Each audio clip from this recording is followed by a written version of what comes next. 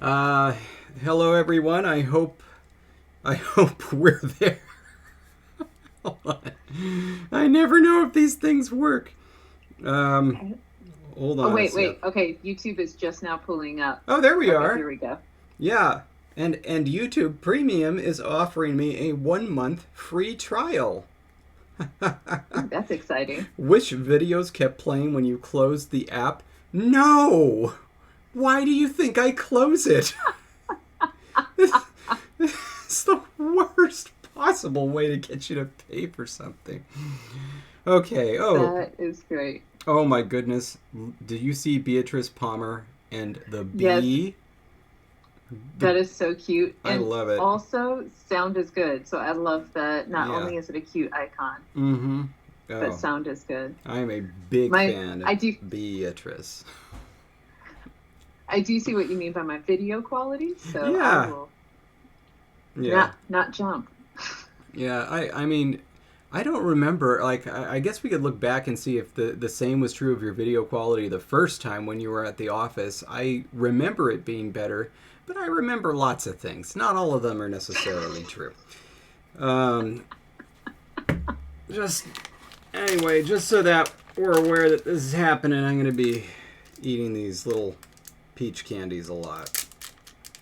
I Peach candies. yeah, I hate their consistency, but I like their peachiness. So that's happening. All right. So you're gonna get hopped up on sugar Mm-hmm. Oh God, to like the rabbit. announce that our poll was unanimous. Yeah. That column D with vowel raising. Let's go over to it. I'm ready. Here they are. No, I can't highlight that way. I should have done a table. But yeah, so everybody liked column D, which was, as I explained to Jesse earlier, that was my, well, nobody's going to pick this one column. It was there to get you to vote for column C, and it failed. It failed spectacularly. Well, you know what? Now this is in the language. Now it's raising. It is raising for good now. And we're going to have to figure out the details, and I will do that. But I want to have just a small discussion first. Okay. Many people might not know this, but I'm big in the sports logos and uniforms scene. Not that in like I'm well known or respected, but I'm a big follower of sports logos and sports uniforms. It's something that I find a lot of joy in, and I will track updates on when new teams release new uniforms and new logos. So there was a term that came up in the logo and uniform community, and it kind of started in, I want to say, 1994, when the Chicago Bulls released a black third jersey. It was a black jersey with red pinstripes. It looked very good. Black was always kind of like the tertiary color in the Chicago Bulls color scheme, so it was like, all right, cool. Then the Phoenix Suns added a black jersey, which a lot of Phoenix Suns fans like. I'm a big Phoenix Suns fan. I do not like it. I didn't think that we ever needed a black jersey. Then the Charlotte Hornets added a black jersey. Then the Timberwolves added a black jersey. Then the Knicks added a black jersey. I think the Sonics had a black jersey for a time. The Cavaliers added a black jersey. And so this term was created, and that term was black for black's sake, or BS, right? And the Nice. idea was that there were certain people, they were just throwing in a black uniform because that's what everybody else was doing, and they wanted to be on the hot train. So you'll notice in baseball, I want to say 6-7 years ago, suddenly everybody was adding a blue jersey. That was a big thing. Now the thing is powder blue jerseys. If you're seeing like a brand new jersey and it's like, oh, there's a new powder blue jersey. Yeah, you know why. It's been happening for like 4 years now. Powder blue is taking over. Anyway, I bring this up because I see a lot, especially like, beginning conlangers. Not saying that it's but anyway, where they add complexity for complexity's sake. So just throwing stuff in because, like, oh, languages are complex. Let's just throw a bunch of crazy sounds in and let's have all of the cases. I did this. I had complexity for complexity's sake way back when. Anyway, I just want us to be mindful of this moving forward. The goal is to make a good language, not necessarily a complex language. I mean, okay, let me back up. Every language has complexity. It just matters where you find it. If it's not here, it's going to be somewhere else. My personal favorite language of all time in terms of phonology is Hawaiian. That's the mindset I'm coming from. So, anyway. So adding in these variations was not necessarily what you had been hoping for. Oh, God, no. So, but they're there now, so we're going to try to work for them. All right, so this is what's happening then. Non-high vowels are raising before nasal codas, and they are raising in place in a neutral context, or rather there's two classes of vowels. Now we have front vowels versus non-front vowels, right? Mm-hmm. Yes. Wait a minute.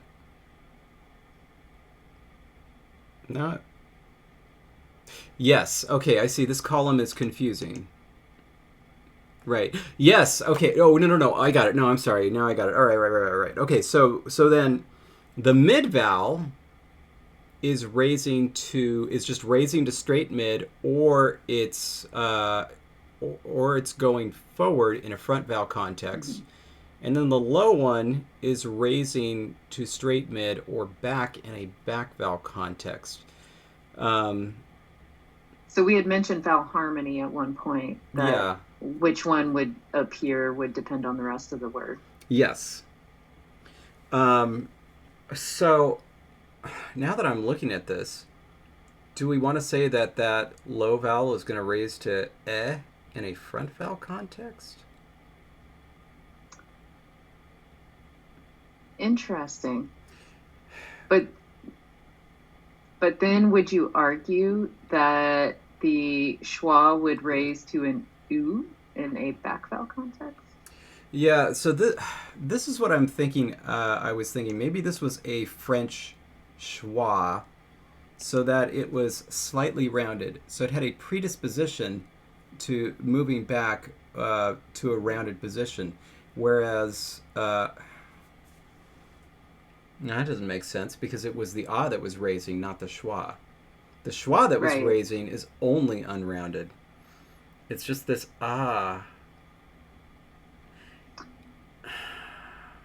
Is part of what you're thinking through right now the fact that it's not only raising but it's becoming rounded? Yeah, and the fact that there's no context which causes it to raise and move forward as it's written. And I'm wondering if maybe that's wrong.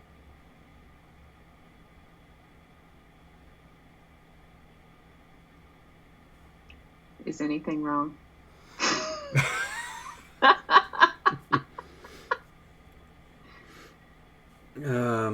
Oh boy. Okay, so what are your thoughts? So this entire live stream episode, you thought you were going to see something exciting. The entire thing is going to be working with column D. 2 hours later, we're going to figure it out. I feel like I want to see longer words with it. Like if we add a couple of fake syllables behind it to try to figure out how these moves would be triggered and if they would make logical sense. Sure. Or any sort of sense. Let's throw stress into the mix. We had a basic stress rule right now that we were going to potentially revisit later, which was initial stress. And we already have exceptions since we have this epenthesis rule. So something I did for Munjakin. This was a fun experiment. It started with a 5-vowel system and ended up with a 4-vowel system because the vowel it rose to e in stressed positions and it dropped to in unstressed positions. Basically, it was just ripped apart like Braveheart. Do people still watch that movie anymore? Like, are younger people going to watch that movie ever, or was it just a cultural Yeah, phenomenon? that's a really good question, but also, David, Yeah. I've never seen it. Oh my God, I just spoiled it. No, no, I have. I mean, I know what the movie's about, and I know there's that big speech, and I just haven't seen Iron Maiden it. wrote a song about it back when they had the bad lead singer. Anyway, as a result, you had this proto vowel that never surfaced. It only showed up as one of the two other things. We could throw stress into the mix here. Hmm. And so stressed vowels are, generally more prominent and sometimes resistant to change, though sometimes that, of course, is where change happens. That's where you see the breaking in Romance, right? Anyway, by the way, I'm just looking to just be. Yeah, I've been seeing, watching comments to see if we Mhm. have suggestions as well. I'm gonna Um, I'm gonna start writing this sound change just so that we have the skeleton of it. okay. Um, where Schwa insertion. Oh, I see what I should do. I should make a break here between my filler ones and the ones that we're actually keeping. Okay, so. That's right. And was this raising was going to be happening after schwa insertion, wasn't it? It was not. Wait. No, because we wanted to keep it so Anala would be Anala. Instead of no, wait. Exactly. Yeah, you're right. Um, So it was going oh to no, be. wait. That doesn't matter. Wait. I suddenly can't think of how to order rules. Oh my gosh. Well, because we have the intervocalic lenition, right? And it's Hmm. crucial where it's ordered with respect to both of them. If Yes. so, if we have the raising happening first, then yes, we preserve anala. But if we have the raising happening last, it also Hmm. preserves anala because it's happening after all of these prenasalized consonants have been simplified. Okay, okay, because it's really the consonants. Okay, yeah, I'm not sure. I mean, I'm still because rather the only reason we have Anala is because of the Ngala or Ndala. yeah. Okay. By the way, we can get rid of this because we know that we're doing that, listing all the sound changes in order. Um, it feels like, to me, the I hate to say it, but it feels like the raising should be in the middle. Um, It, Also, people in our comments are saying that it was after the schwa insertion, yeah. and so I I'm trusting their memories right now. So but that's kind of what I'm saying. I think that Yeah. based on the way these rules are ordered, it makes more sense for this sound change to be in between schwa insertion and intervocalic lenition, Hmm. which means that it kills anala. It's going to be No. anala unless unless we only have this happen in stress position, but that kind of actually makes less sense. It should be more about quality, not about raising. Um, all right, here. Well, let me just. We can move it later, but let's just start. So pre-nasal raising. All right. Vowel. And Jason's absolutely right. Any decisions made previously aren't binding unless there is a poll about it.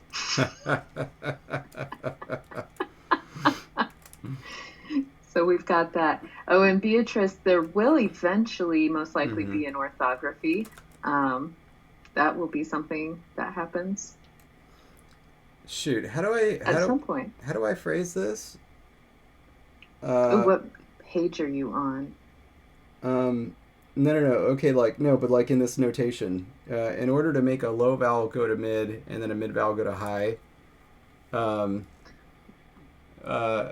vowel goes to opposite of plus low. It goes to minus low. Is that right? No, but mid vowels are already minus low, aren't they? Indeed, they are. Would you call that a plus mid? You're a plus midder? You're one of those that thinks mid is a feature? What would you call it in this notation system? Plus minus? Mid, because it's both plus mid is and minus. So mid is minus high minus low. I was raised on strict, binary features. And I was raised on what feels good.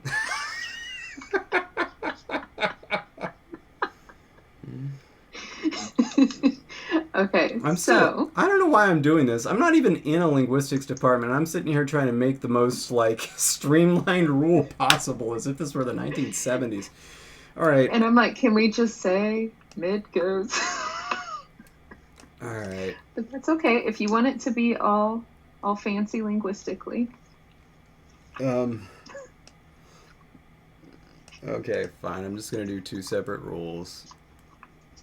But what does it mean for a low vowel to be plus high, plus low, and plus high? A low vowel? No. Okay. I was thinking through the theoretical ramifications, but I'm gonna pass. All right. I'm just gonna further specify this vowel. So vowel that is plus low goes to minus low. Wait a minute. Oh, but that's it, isn't it? You just say vowel goes to minus low.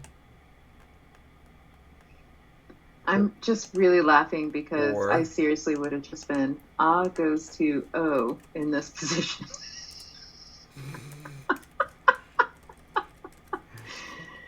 I like to streamline. There we go. It does one of those two things, whichever one it hasn't done yet. See? Oh my gosh. Before a nasal, and then either one of either C or C. There we go. So specifying that it's a nasal coda. Sorry, my cut button is also my spinning wheel. Okay, so then a vowel. This is basically a vowel raises before a nasal coda. All right. Okay. So minus low would be it would go to mid, and plus high would be it goes all the way to the high. Yeah. It would only become minus low if it wasn't already minus low, and the only things that aren't minus low are things that are plus low. See? All right. Look, I'm not making this up. This is how you're supposed to do it, or you were at one point in time. I mean, look, you want me to throw in an OT tableau here? Oh gosh. I know. Oh my god. Oh, okay. Leave it. It's good. That's real like spreadsheet conlanging. Just make the whole language an entire tableau, and at the end, it just spits out the whole language. Oh wow! I think you've had one too many peach candies. No, I need one more. Okay. Oh my god. Oh my god. Okay, here we go. So vowels raised before nasal codas. See, this is where I actually write out what it's happening. Low vowels. Okay, so here we go. This part is for me, you guys. The vowel raises to. Okay, let's just write this out and then we can work on it later. It raises to and otherwise. I'm doing this backwards. Raises to. What's the other thing? Oh, O in a back vowel context, which we have yet to define, raises to schwa otherwise. But of course, we have to write the schwa first. The vowel schwa raises to e in a front vowel context, raises to, barred I otherwise. Okay, so that's the rule that kind of as stated. Now we need to kind of work with it.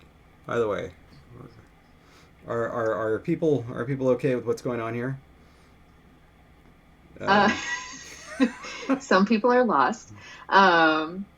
Also, people like me are like, when there's three, why not just specify third option? But that's okay. There were actually there were theoretical reasons for doing it, and it had to do with raising and lowering. That is, when you just change, if you just change one feature, then the raising happens automatically, right? And then there were some that suggested it could predict when something would raise to a vowel that wasn't even in the system, and that's actually what's happening with us. We've raised to a vowel that's not in the system. So the idea is let's say that what is that? Oh, that's outside. It's raking. Let's say that you had a low vowel, and you were just raising it to not low, so changing it from plus low to minus low. And then you had a round feature that you wanted to throw in there, and so you just threw on round, and there was no vowel that corresponded to that in the system. The suggestion will be, well, it produces one. It produces a vowel that's round and not low, and then you get O. Anyway, I don't even have a horse in this race anymore. I just don't know why I'm doing it, so I really apologize. So let's go back to this. All right, let's deal with one issue at a time. And I really wish there were just columns here, but I want to write them somewhere. So, issue number 1. Should raise to ever? Issue number 2. What is a front vowel / back vowel context? Issue number 3 is what should we do with stress and vowel quality? By the way, is everybody, and also you, Jesse, are you hearing the sound of, say, a lawnmower? I hope the answer is no. No. Thank goodness. Because there was a reason I didn't want to stream on Wednesdays, and it was because that's when they mow the lawns. And everything, and so it can be quite noisy. But of course, I'm doing something tomorrow, and that's why we're doing this on Wednesday. After this, we'll good enough. I failed you. I'm sorry. Okay. All right. Okay, good. They say the lawnmower is quite it's background noise. That's good. Okay, so. Here we go. Issue number 1 is now on the clock. Should A ever raise? Should A ever raise to E? So, I think the reason that I initially only said A was raising to schwa or O is because that was a front-back pair, or essentially a back and non-back pair, and so that would have been good enough. The schwa is in the system, and it's not back. However, the thing that is giving me pause is that A starts out as central, essentially. It's not starting out as a back vowel. And it makes more sense for the back vowel to raise to O, which is what happened when I did that study of SoCal English. That was what happened. That A vowel, it was starting as a pretty back vowel as opposed to an A, you know? Right. And I don't know if I'm feeling as comfortable just having that happen unless it was going to be a full-on mid-vowel party. There I'd feel a lot better. So you'd feel better if it were always raising to the schwa. No. Oh, sorry. If it was raising to O in a back vowel context, and if it was raising to in a front vowel context. Okay. I just don't know. Thoughts? I mean, I am fine with it going to in a front vowel context. Would that essentially mean we're wiping out the option that it would raise to a schwa? No, that would still be the Okay. neutral. That would still be the neutral context. Okay, so then we would just have 3 contexts. Yeah. And I think that would make sense. So that would theoretically mean that potentially the schwa could also raise to an u. Yeah, and I don't like that. I definitely don't like Okay. that. And so that's one of the things that makes me feel uncomfortable about it, about just doing it, you know? Okay.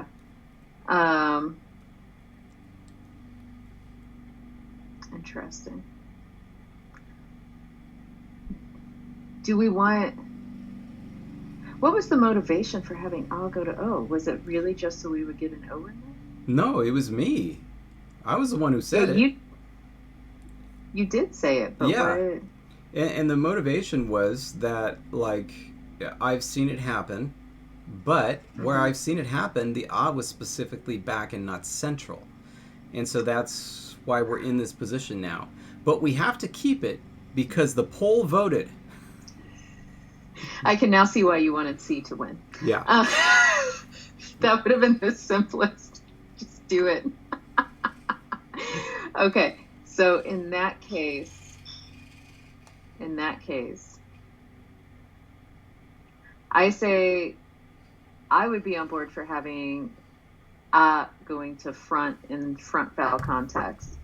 I'm also further okay with saying that E and U are special and that you can't mess with them as much, which would block the schwa from becoming an U.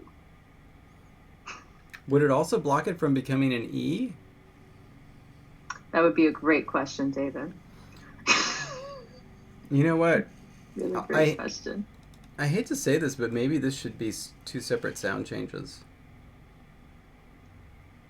I almost think it has to be. I don't think it's going to make sense unless there's something else triggering another shift. Where, like, phase 1, it just raises. Yeah. And phase 2, it can shift front back, something going on. Yeah. Otherwise, it's too messy, I think, to get into 1. I think that's right. Yeah. Don't worry, we're still keeping the spirit of D. It's going to happen. It's just not going to happen all at once, all right? So I think... Yeah, someone said with a lot of raising, there would only be an E, and U in our final result. Everything just goes raised. I mean, there's Greek for you. Okay. But, okay, so let's here we go. Okay, and I think that captures all the comments I'm seeing. Okay, so let's just copy this for right now. Pre-nasal raising. What distinguishes a central vowel context from a full-on central vowel party context? Oh, no. It's a mid-vowel party. It's a mid-vowel Okay. party. This isn't British English. We're not going there. Mid-vowel party. Bird. Whoever said that was a vowel? Bird. Terrible. Okay. Let me move this over. Oh, wait. Oh, and also people are saying maybe next time you'll think more about the choices that you give.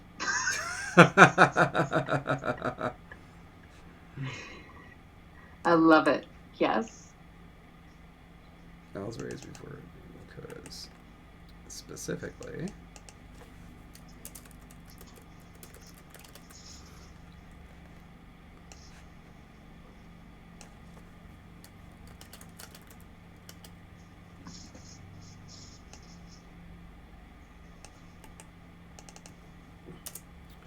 Okay, All right. So we have that. Okay, so we have our new pre-nasal raising rule. That's just raising the central non-high vowels. Now, let us talk about. Let's move on to the second one because this is actually where we're at. So, because it's kind of tied in. I'm gonna say we're moving on to what is a front and back vowel context. So at this point in time, we still have we have a 5 vowel system, and we have a 3-way distinction in the central vowels, which is kind of a crazy distinction to have if you don't have anything else going on further forward or back, and so that could be part of the motivation for, stretching things out a little bit. Though I guess there's Kabardian. But then they had the whole consonant thing. Anyway, so, all right. So we have, by the way, I'm going to get rid of this. I'm very sorry. Goodbye. Yeah. So we got a couple of contexts here. So we have,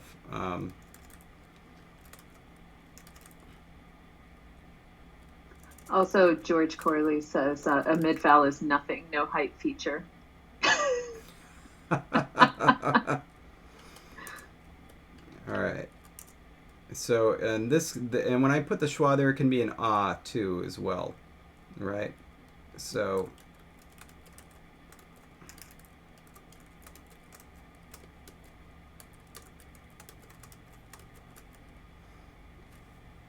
all right. And then we have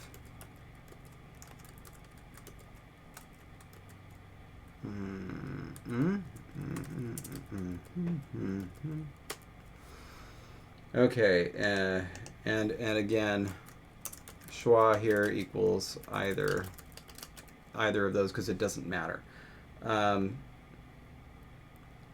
These are our potential contexts. So we know that one is out. Which one of these do we want to call front and back vowel contexts? Should it be surrounded? Do we count the central vowels as neutral, meaning that they neither contribute nor detract? Ultimately, this is going to, or do we decide on a position? In other words, it's anticipatory rounding or fronting, which is something that can happen. Or the opposite, it's carried over. I think carried over would make more sense if we're going to keep stress somewhere near the beginning. Because if the stressed vowel is, say, a high front vowel, I think it would make more sense that it would then pull a schwa. I think you're right. Which has already been raised to also being a high front vowel. I think you're right, and I think this is going to give us E too. I think it has to. Yes. All right. So what this means is, let's give us an example of each.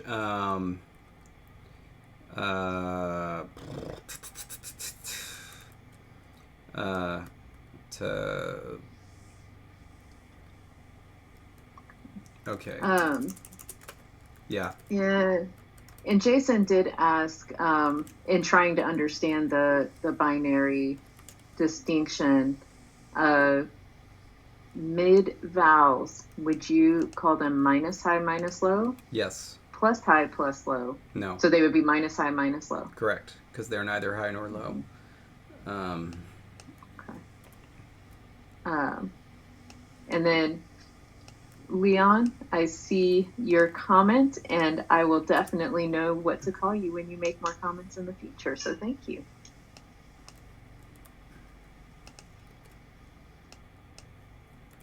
And Applesauce Project agrees that mid should remain neutral.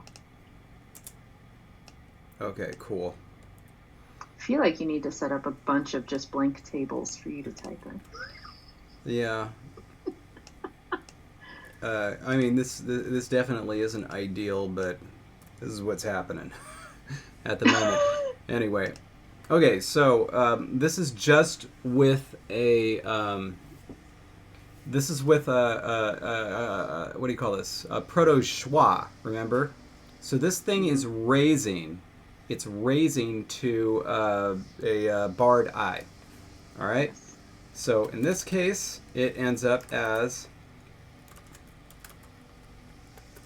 And are we going to throw in Lenition? Just one moment. What is Lenition? Yeah, now I'm scrolling down because I'm like, wait, what did we say about Lenition? I mean, the Lenition comes after. Homoorganic nasals. Takana. Yep. Okay, so there's that. And then this one is going to be Tikina. Yes. Yes. Oh, I think I like this. Yeah. And this one is also going to be Tikinu. And this is going to be Tikini. Oh, don't you dare. I don't even know what button I pressed to make it do that. This is Tukuna. Mm-hmm. Tukunu. I kind of really like this, actually. I do too. And if we...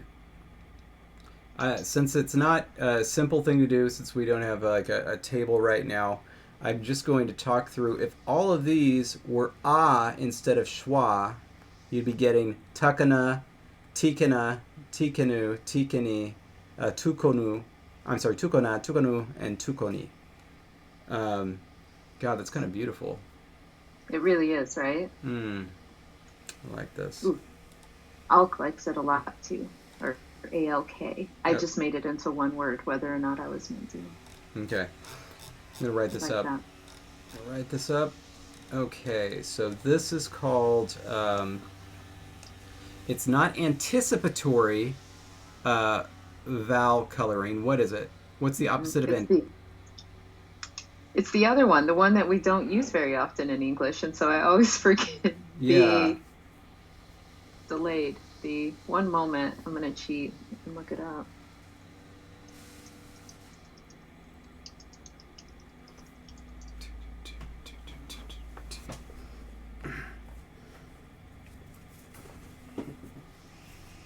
Okay. I have no idea why my cats stay away. They ordinarily love to come and jump in my lap. But they weren't here on the first stream, and they're staying away now. Okay, just one second. I'm not seeing For some reason, the term jump up. I was thinking the opposite of anticipatory was retaliatory. I love it.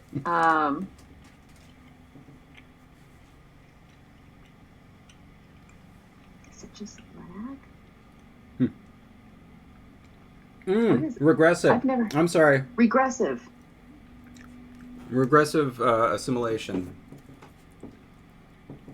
I have never heard anyone call it lag assimilation. Okay. So vowel. I don't know if that's exactly what they mean. Vowel goes to what is the feature that is being played with here? It's back. That's it. So vowel goes to, just a moment. Well, that's not coming up. Okay, whatever. I know I have it somewhere else. Okay, so it's progressive assimilation when the trigger comes before the target. Regressive assimilation is the trigger comes after the target. And the trigger being the thing that changes. Yes, the thing that changes. No, the target is the thing that changes. That's what I thought. So if it's regressive assimilation, isn't it, you know, crap. I think we're dealing with progressive. So that the assimilation operates forwards. But Oh boy, I'm confused. Ooh, it's also known as, oh gosh, I am going to get my emphasis way wrong. Preservatory assimilation. Oh. That actually makes more sense in this case. I'm going to write that. So preservatory. Preservatory, isn't it? I don't know. It said preservatory on that. Because it's preserving it, right? Assimilation. I'm going to check and see if I spelled it. Not although all the dictionaries have preservatory. What? Okay. Oops, sorry. Interesting. There we go. Although this one does have preservatory. I think we're all confused on what to call it, David. Okay, there we go. See, a minus low vowel because we're dealing with non-low vowels. Oh shoot! But that would also that's too powerful. Minus low, and then how do you define a central vowel? Oh no! Minus front, minus back. Oh my god. No, that ruins my rule.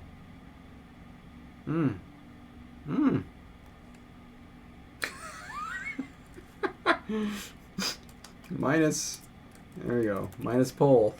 Just threw in polar. Because it's not a real term, but I'll remember what it means. Wait, minus pole is what you're going for? I'm sorry. Oh my god. Could it be perservatory from persevere? I think so. Because I'm now looking at more sites, and I believe the sites that I trust more all say perseverative or perservatory. Son of a... I just want to figure out if I'm supposed to say regressive or progressive. Let's forget this preservatory nonsense. Now, regressive is right to left assimilation. A sound becomes more like a subsequent sound. So it becomes like it's anticipatory.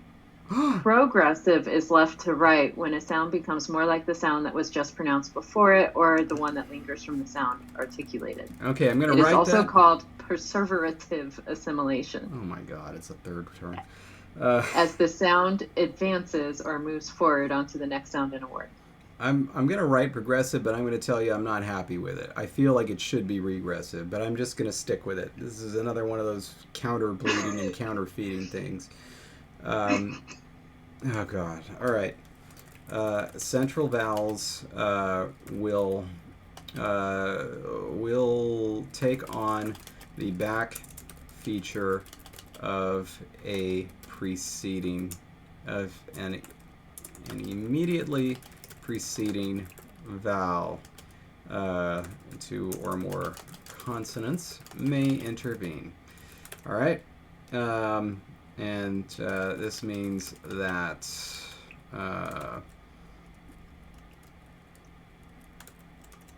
okay, the barred I will become E after previous E, and U after the previous U. So I've been reading comments. There were a lot of them because I completely left the comments page to go do the research. And Matei said we should just call it agitational nervous fighty assimilation. Yes. Oh, amazing. And Applesauce Project's like, I'm just going to call it Shirley. Okay, so yes, we've got. I think we're good now. Yeah. Okay, we're good. So that's good for the time being. So, all right. And then, do we even want to talk about stress and vowel quality, or should we just leave it as is? I think right now we should leave it as is. Okay. Especially since essentially stress is what's triggering this change for other vowels to become more like it. And Yeah. I Yes. feel like that's good for now. All right. All right, good. This is also going to mean that these inserted schwas are not going to be changing. So they'll be raising, but they won't be changing, which means that what was we liked for the name of the language? Anala. So it was this. But as you're doing that, and I'm going to reference our rule down here again, it would only raise if the coda and would not have a coda. Well, hang on a sec. So, okay, first step is that. Next step, what's the next rule that we have? Schwa insertion, right? Schwa insertion is listed as the first. Yeah. Okay. And after that is pre-nasal raising, but vowels raised before nasal codas, not for any nasal. So the question is the N a coda, or is it an onset? Oh yeah. So at this point, then I guess we should deal with this little detail. These are these things coming down. I was treating this like a coda, basically for this reason.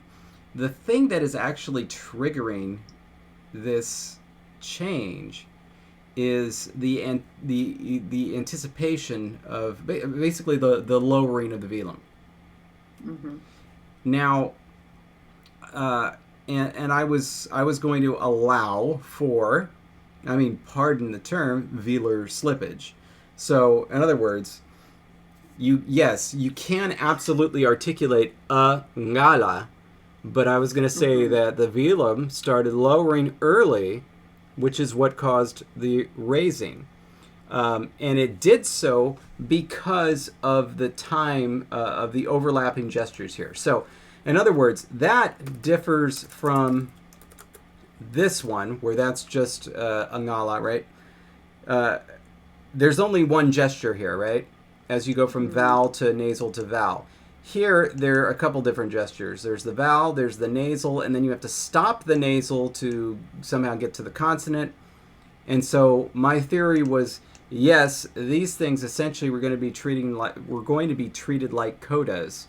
And this is actually what was going to push the destruction of these consonants altogether. It's what led to the insertion in the first place.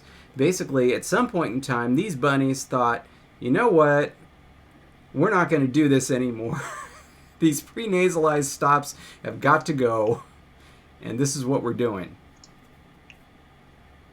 And for newer viewers, because we're creating a language for rabbits. Anyway, go ahead. We're good. Okay, so that's the Lenition. Why do we have...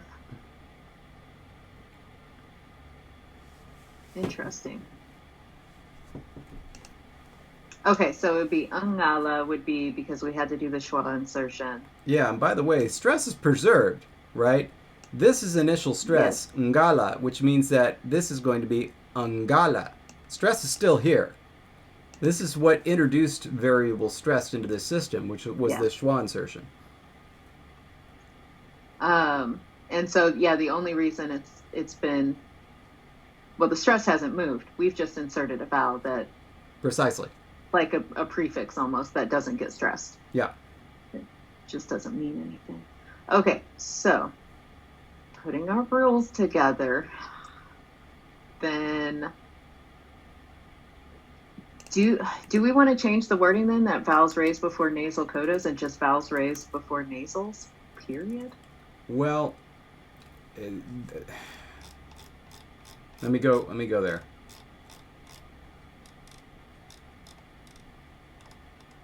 And then of course pre-nasalized consonants would be counted as nasals for the purposes of this. Yeah, pre-nasalized stops being organic nasals. So this is where we'd have to tease apart, I guess, rules 2 and 4. In fact, do you want me to number these? Will this help? Will it be helpful to have these numbered? I think so. All Because right, then, let's do it. I don't know. It just seems easier. Oh boy. Oh, no, don't do it. Don't do it. Don't do it. No. I got this. I'll Take it fix off. it. I'll fix it. Just, don't worry about it. I would just undo. See, it's all right. We could have also just put like one period schwa insertion with the bullet points still there. I got it. I'm taking care of it. It's good. Okay. So yeah, we have to revisit this because this was essentially a shorthand. Did I just? No, I didn't. So pre-nasal raising was supposed to be 4 codas, yes, and I was absolutely counting. What should we call it? Pre-nasalized consonants as codas, yes. However, this can happen in one of 2 ways, and one way is going to be much more far-reaching than the other. So we could have an earlier stage where these pre-nasalized consonants become nasal stop clusters. If the simplification rule happens after that, it's going to grab everything. So in other words, I'm going to try to work with something that isn't going to change. Here we go. If we have it, Cindy and Cindy will both become Cini. Crap. Sorry. So in other words, these are going to merge.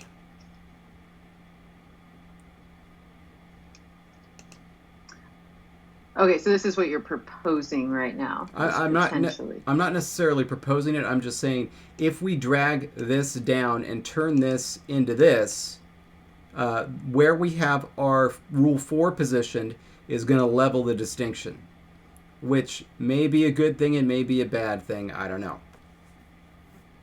Okay, going back to our rules. And writing them in my notes so I don't have to keep scrolling. Assimilate. All right, so the intervocalic lenition only refers to pre-nasalized stops.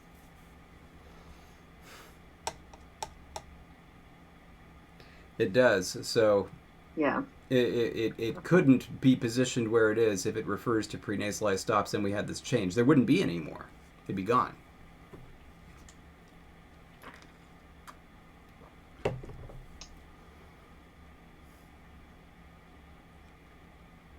Okay.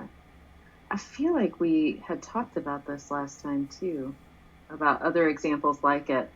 And I feel like we came up with a really cool thing. And now I'm not remembering yesterday. By yesterday, you mean last week? Yeah. I think I need a peach candy too. Oh boy. Sugar something. There we go. Okay. What is your vote? What are your feelings on it? I am wary at this stage of leveling so many distinctions. Okay. Also, someone did just remind us. I just saw it. Let me go back. W. Watson. Don't we not have voice stops in the proto? That's a really good point. So Sim D would not be a proto form. It would have to. The second one would be the only proto form. Right. We could have Sim T, but we wouldn't have. And that would Sim D. Thank you. I did forget about that. Whew. Thank God we have people watching our progress. Mm-hmm. Okay. So in that case, we don't have to worry about it. All right. Hell with it. Let's just level it. All right. We do. However. lose the Wait. Angala or Anala. This is where it would make a difference. This is where it would make a difference. Yes. Those are And both. where had we written that rule? I believe both of those are becoming that. I've lost our rules. Just a second. And then pre-nasalized fricatives become an affricate. Now the Z's we were saying were special. Okay. Well, I'm okay with those being leveled. Yeah, I think I'm fine with that too. All right. That was like a bunch of that was a lot going on for us not to care in the long run. That's fine. That's good. Oh man. Again, I'm thinking of Futurama, where it's Amy reacts in horror. It's like, oh no, my shirt. It's. And they're like, oh, actually, it's kind of cool. And she says, oh yeah, now that I'm used to it. It's good. Okay, cool. I think. So, what we need is a new sound change 2. And this is pre-nasalized consonant simplification. And I think it's just going to be... where's my little upsy doodle? There it is.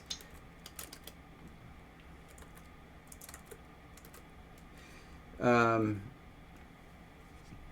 then I'm going to come back to that. I just want to look at our Intervocalic and Lenition rule.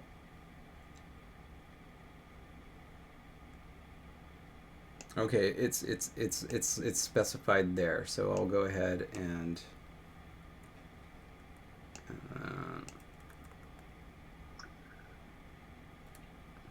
I see what you're doing. Okay. Mm-hmm. So we're going to separate out when those pre-nasalized stops will just become nasals. Yes.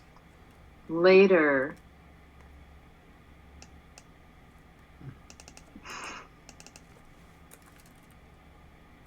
the nasal's going to take over anything after it? Almost. Almost. And this is also going to Well, it's going to take over the stops. Something else is going to happen as well. Let's see.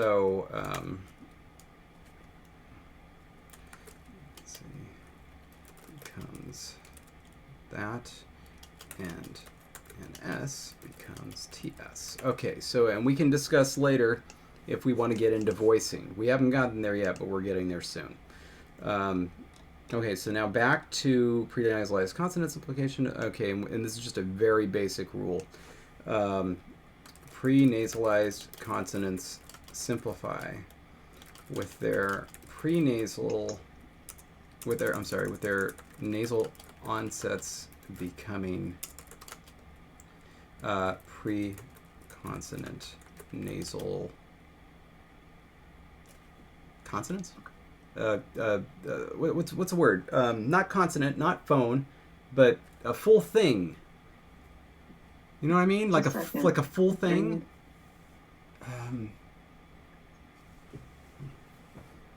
Besides all the words you just said.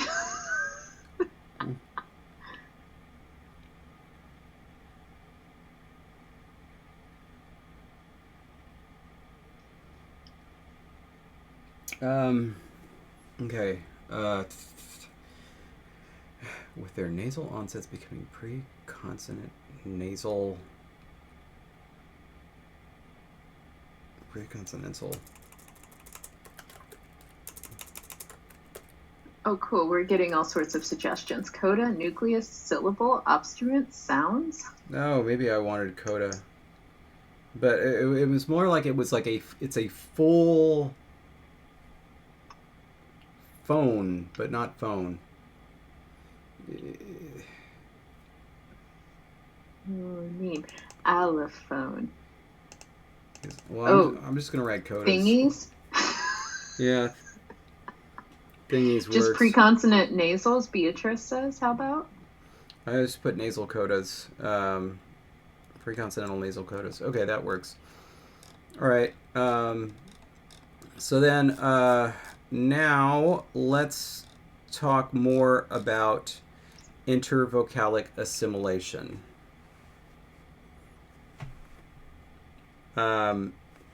So far, intervocalic assimilation is getting rid of our nasal consonant clusters, which,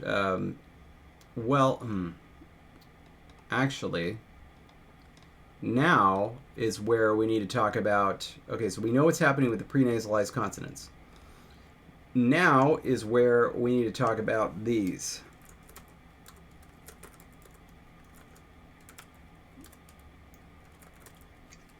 And what else have we got?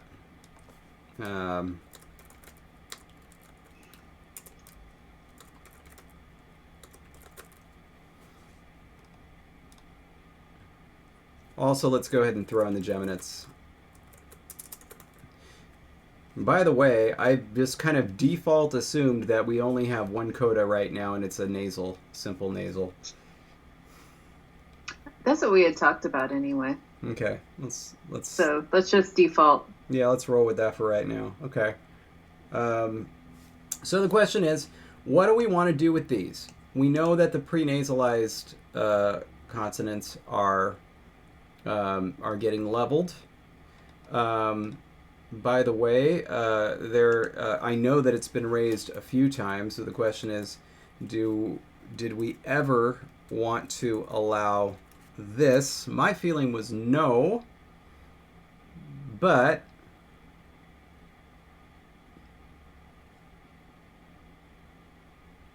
I mean, it would technically work if that's what you're asking.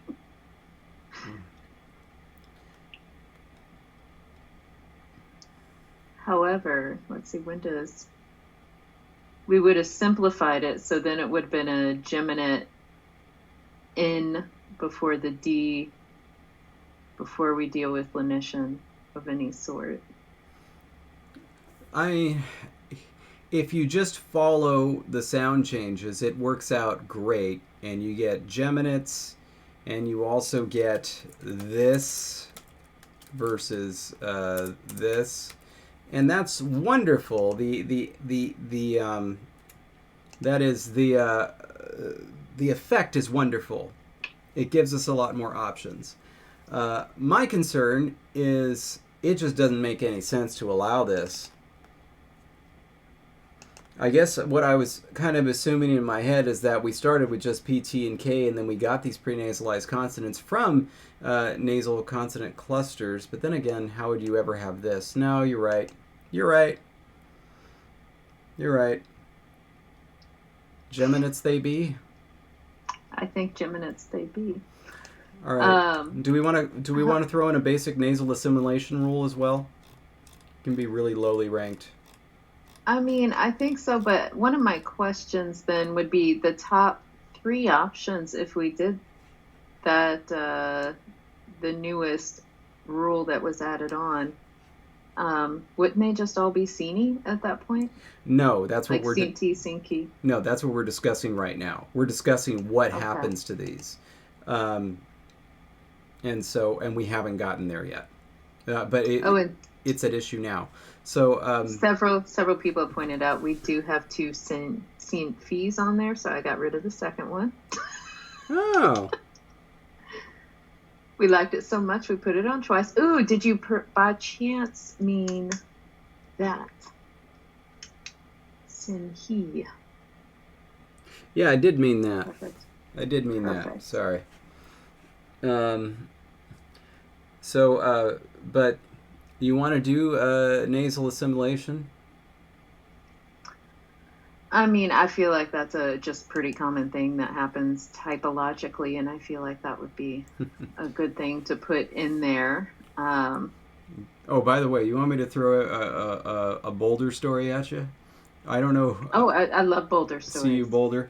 I don't remember who this was at this point, but the first time I gave a talk at Boulder, which I think we established when it was, but I can't remember now. It was 2014, maybe it was.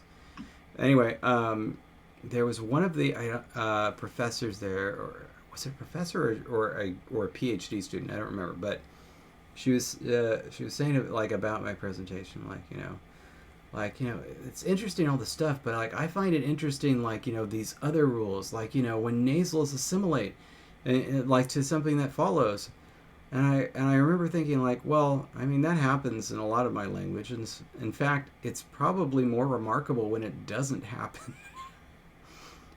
And that is very true. I was thinking of like English unpopular, where it really doesn't assimilate. It's like that's Right. interesting.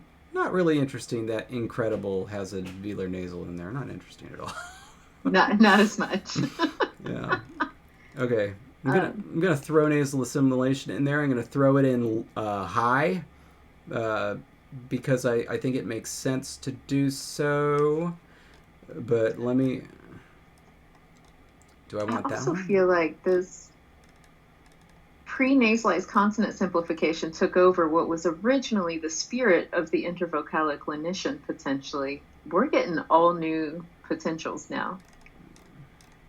This change, I think, is actually going to be dramatic for all of these possibilities. All right. I'm going to take this one because it's more wide-ranging. I had another nasal assimilation rule in there where it had a phoneme that was a velar nasal, and it did not assimilate in a number of circumstances, which led to some interesting words. I'm gonna probably throw it in here. So it's gonna occur before. Whoa, boy. Wait.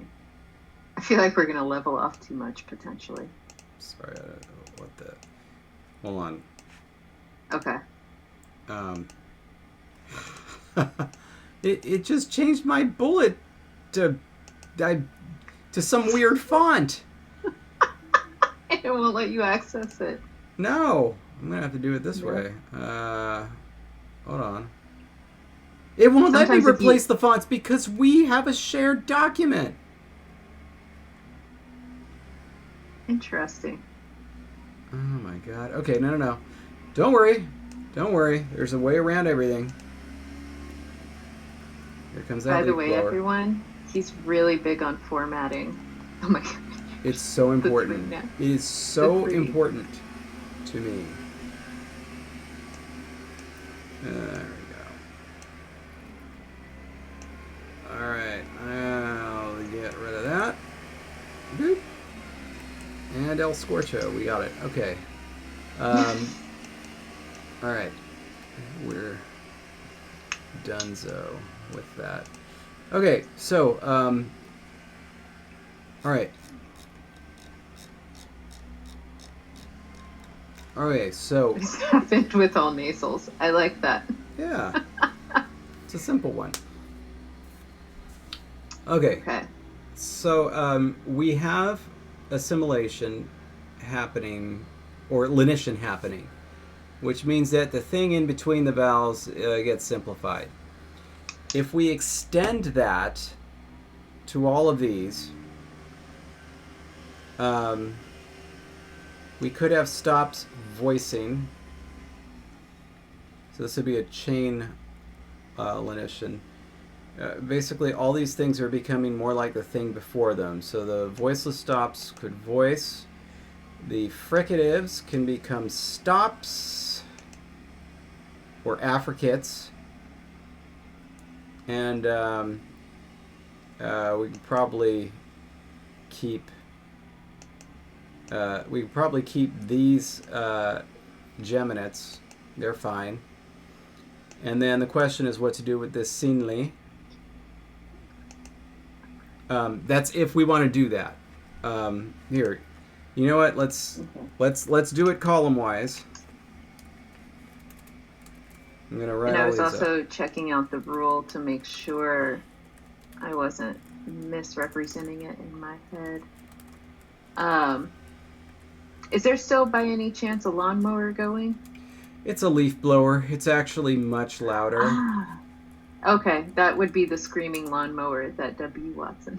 I really apologize for that. But again, we're not going to stream on Wednesdays most of the time. This won't normally happen.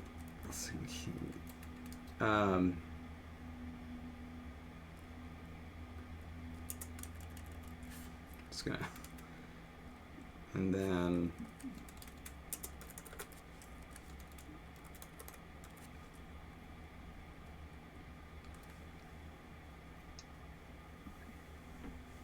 okay. So I never know what to do with H. We can kind of lop it off from the rest of the world and just say nothing happens to it. And then with Seanly, we can do this or this or this.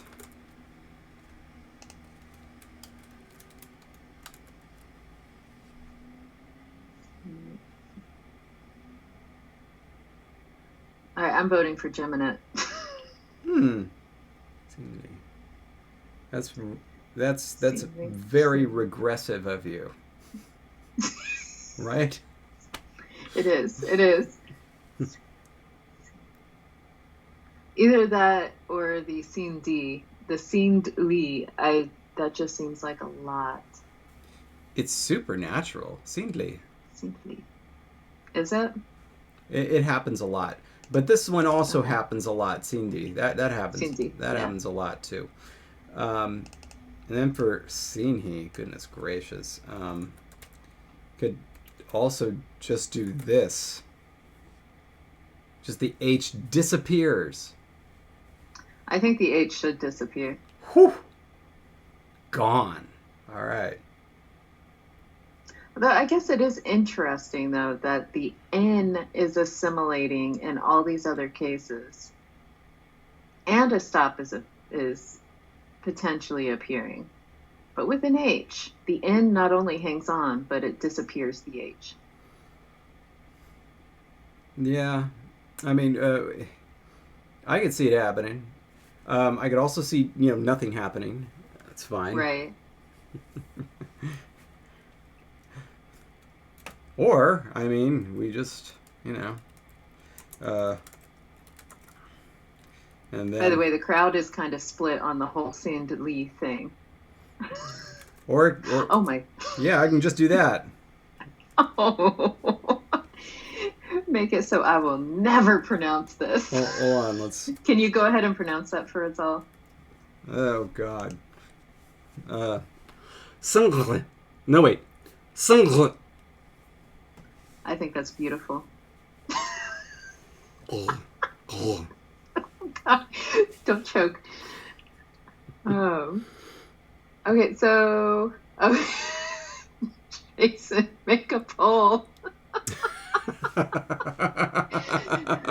think you should go ahead and delete the option you don't want, David.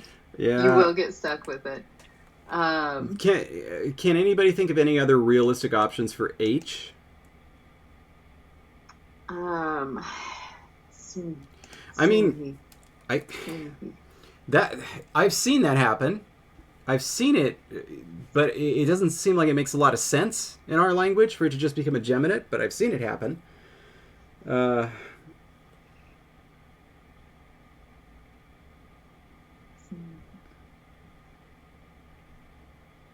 Would it possibly, because our H is a true H rather than like an English H, would it possibly, I gotta switch over, pull it back to something like that to where the H disappears but left an effect on the nasal?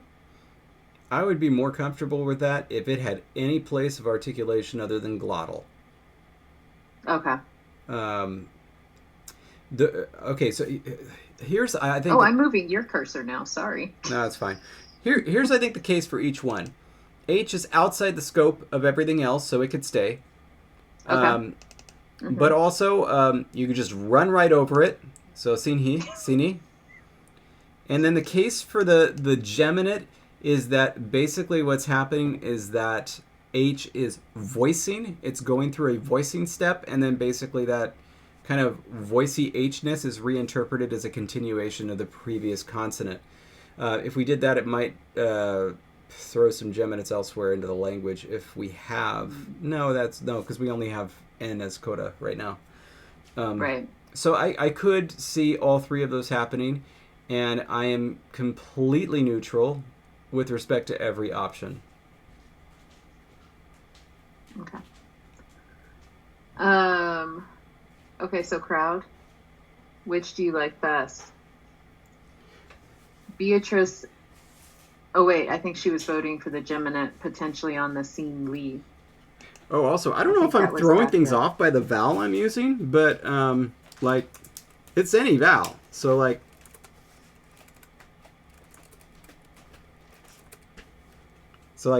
if Sini is giving you too much of a palatal thing going on, try it with ah. Sanha, sana, sanna. Oh, Mark Mayonnaise asked about introducing voiceless nasals. I mean, it's really not necessary if you already have the cluster there.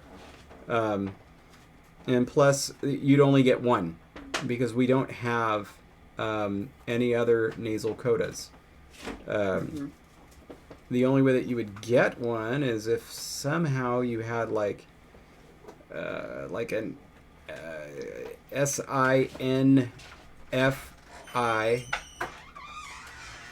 Bye. Aaron's going to dance class. I'm going to try to get there. Basically, if you had this thing, Sinfi becoming Simpi. So like the F went to H. And then it became a voiceless nasal. You might be able to pull something off like that. Oh, man. Just when I thought we had... Okay. I thought we were getting it narrowed down. I was like, nobody's voting for keeping the H. And then all of a sudden we had a vote for it. So I think we are all just as torn as you. I mean... Oh, no. You could. You could take the weak fricatives and turn them all into H. After a nasal, I mean, but after it's already had assimilation.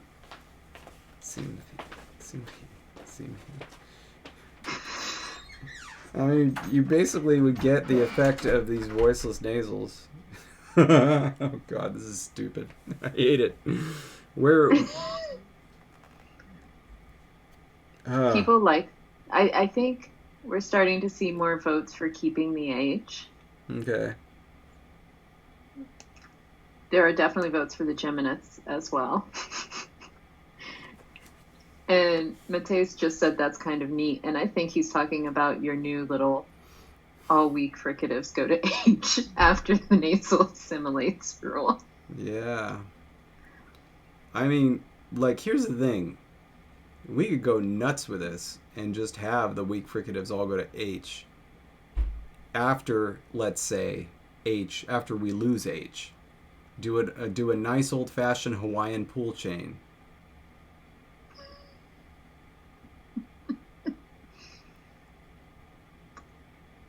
Okay. But then I would get rid of the H here, wouldn't it? Unless it already became a voiceless nasal. Worlds within worlds, my head is spitting. There are too many options here. I feel like we just need to...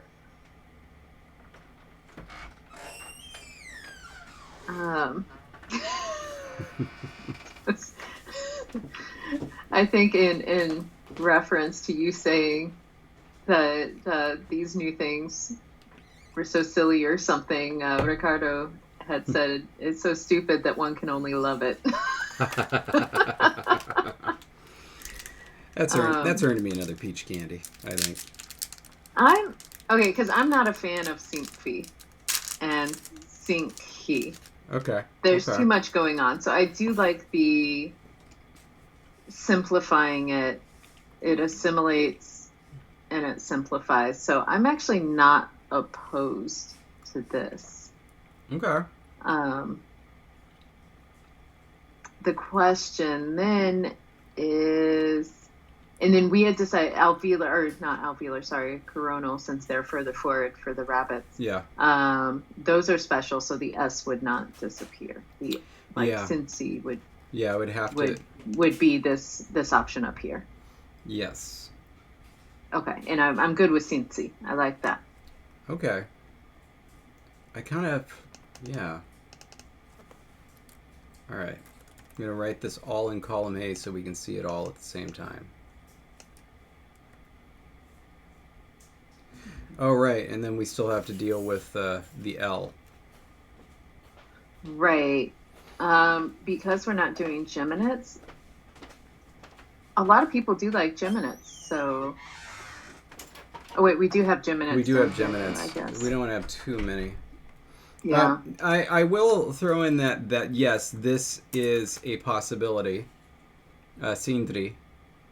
It could be a later change. So in other words, if we went to Sindri now, this could go to Sindri later. Okay, I like that actually. I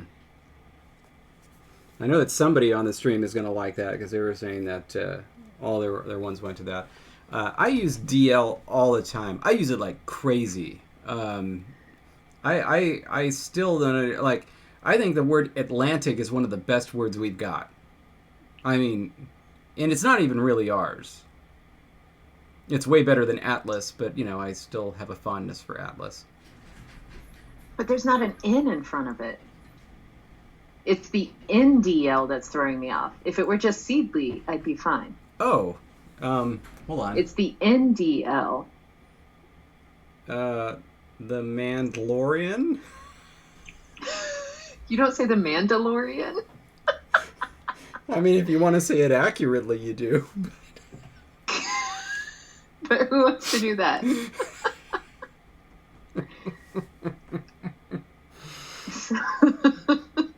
So I'm okay with leaving it as Scene Lee for this stage, as long as you promise me that Scene 3 is coming down the road. Okay. And you know me, I always keep my campaign promises. I'm writing it in my notebook. That Scene Lee will become.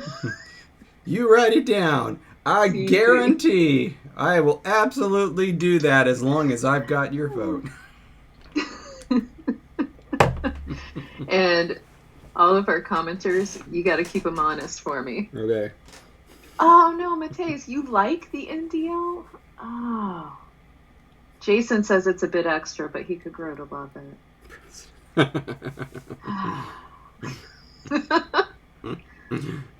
Listen, I mean, oh my gosh. You want this thing to eventually become R. I wanted the DLA. We're both getting what we want.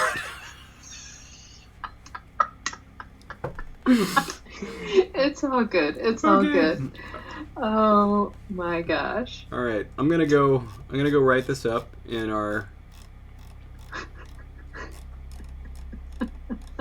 Okay, Intervocalic Lenition. Okay. And Leon is all ready to vote for you for president. So we're ready. Oh my gosh. By the way, did you get into that debate about the nature of L when it came to features?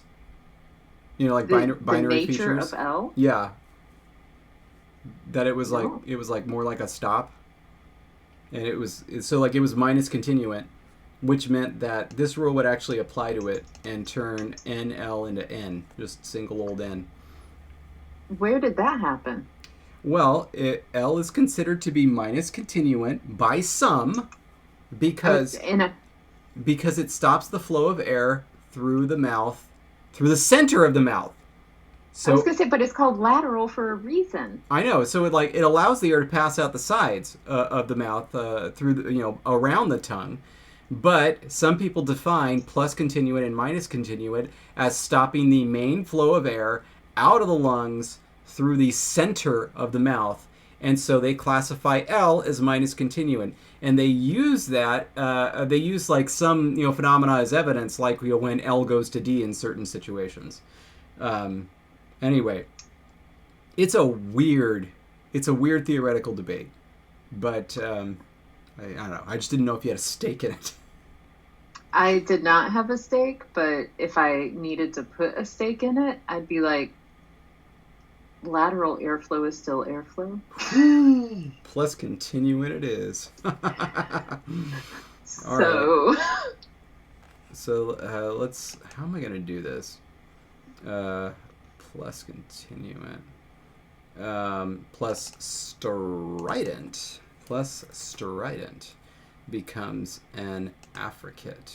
Or actually, oh. No, this is how you write this rule. I'm so sorry. Like, you're going to hate this. But nothing, hey, that's not bold. Nothing becomes consonant minus continuant in the environment of nasal and consonant plus strident. That gives us our affricates. And now, we go C plus continuant minus strident becomes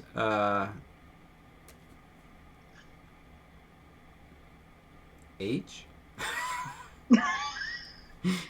plus back. What's the feature that gives us that? Plus glottal. No, that glottal. No, that'll because it becomes an H. Plus weak ass fricative.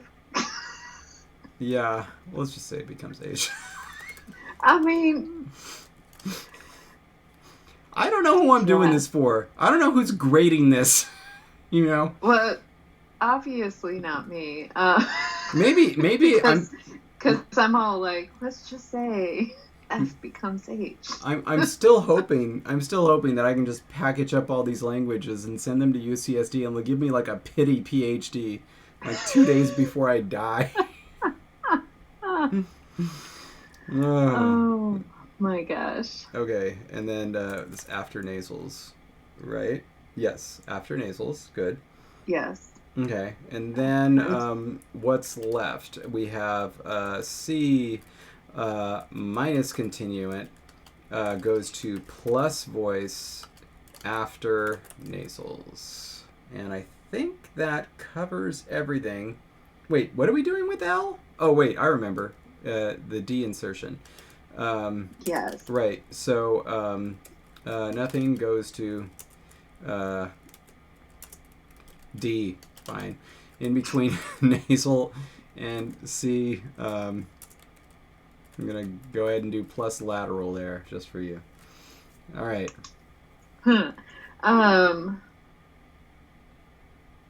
Wait, though. It wouldn't just be D, right? Because seemly would be seemly, right? With the B? Yes, but that never occurs. Why not? Because we only have the basic nasal as a coda. So in order for us to get an M as a coda... I thought it was any nasal as a coda. Ooh. I may have just done something there. But that would also give us tons of overlap and, whatever. It's just... It would. So yeah, we can't get seemly if we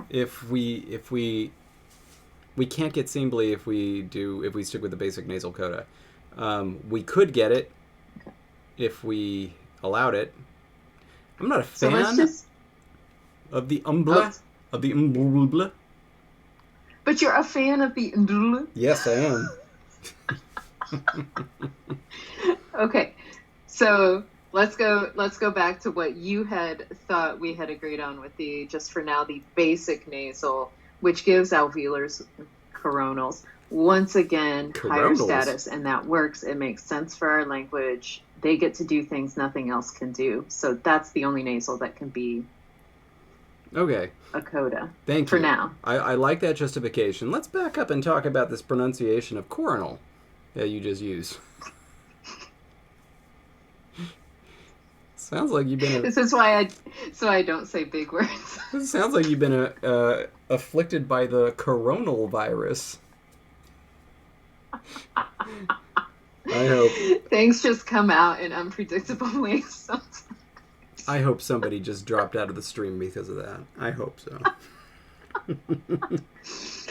Oh my gosh. By the way, thank you, Mateus. I appreciate that. Oh wait, what are you thinking? Oh. Indeed. Okay, so All right. now that covers. Yeah, this is That does not cover because okay. NZ becomes in. Here, hold on. I'm just gonna rewrite it. Okay, the following changes occur. All right, here we go. So starting from the top. Yes. Let's go PTK first. MP becomes MB. Yep. NT becomes ND. Yes. Angma K becomes Angma G, which is going to cause us problems later, and I'm going to want to get rid of it. Why? Because now we're going to have Angma versus Angma G. So, like, you know, for example, let's just say if English allowed for anger versus anger to be Why separate not? words. Oh, no. And we're going to have to, and when it comes to the romanization, we're going to have NG versus NGG. We'll get there. Okay, there. all right. Just focus. Okay. These So need you to, made it. These need to be written in a certain order. I mean, right? So, MB becomes M, ND becomes N. Angma G, which I was so happy that we just killed, becomes Angma, and now it's back. Of course. All right. Now let's do. Let's just do the lateral. NL becomes NDL. Now for the fricatives. MF. Oh wait, sorry. MF becomes MH. NS becomes NTS. Yes. NZ becomes NDZ. And then we have Angma, Angma Ch becomes Angma H. And NH just stays NH, nothing happens to it. And nothing happens to the Geminids either, they stay. Okay. We're good. Just a second, I'm Mm-hmm. following. Okay, and the only reason these are here is because of our pre-nasalized consonant simplification. Yes. And that's happening first, in a way. Okay. Yeah.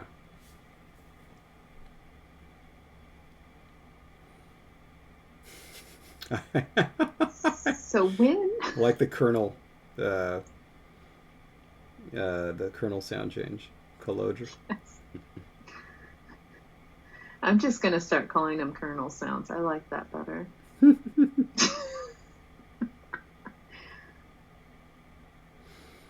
Anyway, oh yeah, so I want to answer this too, though. The Jason Reed gave a good answer. How do you decide which sound changes to apply? Basically, I have in my mind something that I'm pretty happy with these rabbits speaking, and I'm trying to get there.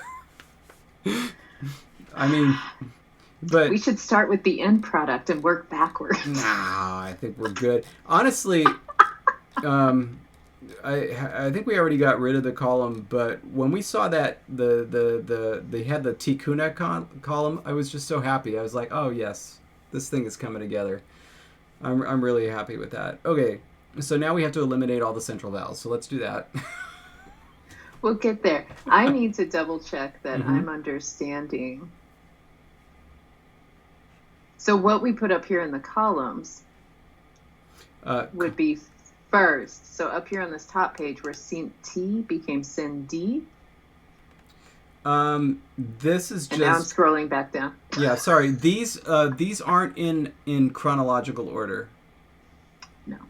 Well, actually, they don't have everything. They don't have everything. Because we also had... sorry. Like, something that was like that is now becoming that. Here, I'll just do them all. I'll do them all.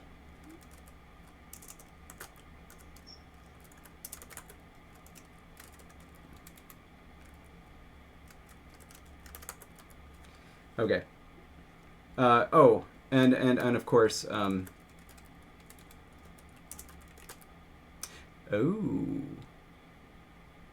Oh. Oh. Crap. Is it becoming Seetsy or Seetsy? See, I thought it was becoming Sintsy. Well, yeah, but this one is becoming Seedsy. We got rid of the nasal there. I think we have too many rules. It's the same rule. It's the same rule. That was always what was happening. Maybe I didn't articulate it. Oh, look at that! I didn't even. Oh dear. Oh no. Because I changed it. I changed the rule. It was becoming Seedsy. Okay. So I'm not going crazy. Okay. It was becoming Seedsy, but I just I changed the rule and I kept the nasal. So now it's Seensy. Yes. Are we happy with that, or do we want to go back to Seedsy? Wait, can we come back up to the top page? Yeah, you bet. we gotta make sure we're literally on the same page. Okay. Metaphorically and literally. All right. So what you have here in this column here that I just keep moving my cursor down, the far left column. Uh-huh. These are not fully protoforms, right? No, they've already had the nasal reduction applied, so they came down and became full segments. That's the word. Segments is your word. That is your word.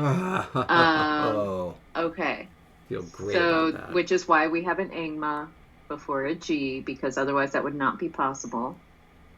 Correct. And in fact, this should actually be an M as well. Okay. Yes. So with it voiced, we're just reducing the G. But if it's unvoiced, the G is in there? That's correct. Okay. Just making sure I'm following. Which means it would make sense, because this is unvoiced, and up here it would be voiced. It would make sense to have different changes potentially? It would, but now I'm questioning why I even had that change in the first place. Seensy. Oh my god. Seensy.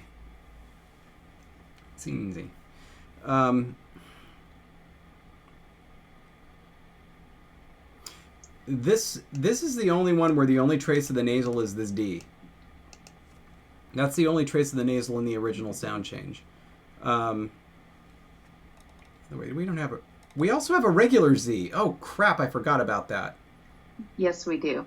But they're leveled, right? They're actually leveled. Their distinction is leveled because... Right. So it doesn't matter. Okay, never mind. I will never mind it.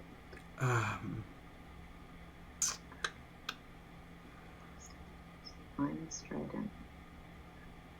I'm going through all these rules again because you write rules fancily. Where we didn't actually write it out then. I think it's because that intervocalic lenition rule changed, because that wasn't how it was written before. Yes, there is. And the way it was written before, it would be seedsy. And the way it's written now, it would be seensy. Correct. And the question is if we're happy with that change or not. Interesting. There was also a good point in the stream. We have the following possibilities.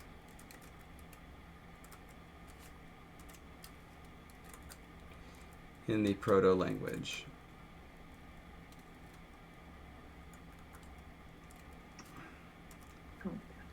Okay. All four of those are possibilities. In the proto, right? Yeah.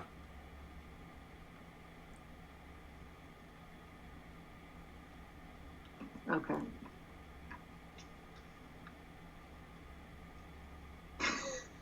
Oh my word.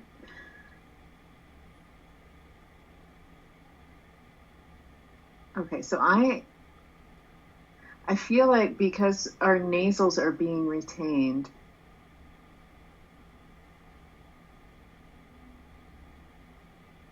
Sinzi and Sinzi makes sense. However, I also feel like I feel like Sinzi could also be argued because then there's just a lot going on here. And these alveolars could take over. Mm-hmm. We could just say that stridents are more powerful than nasals. And aren't they? For rabbits, I think they are. They really hit those hard. I like it. Mm-hmm.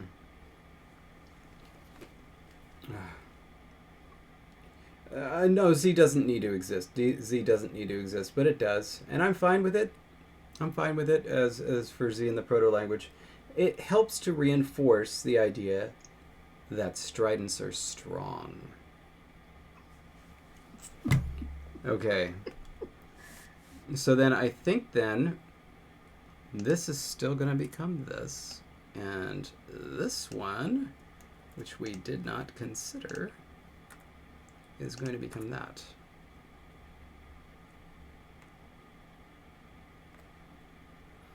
Yeah. And then for all of these, the geminate will be preserved, and so you'll get double M, double N, and double ingma. For the pronunciation? Yes, when there was an actual nasal coda that was in here.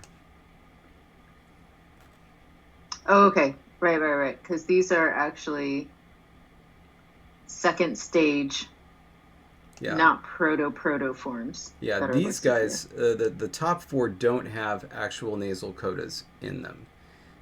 There is a separate one where this one is a nasal coda, and this is just a plain Z.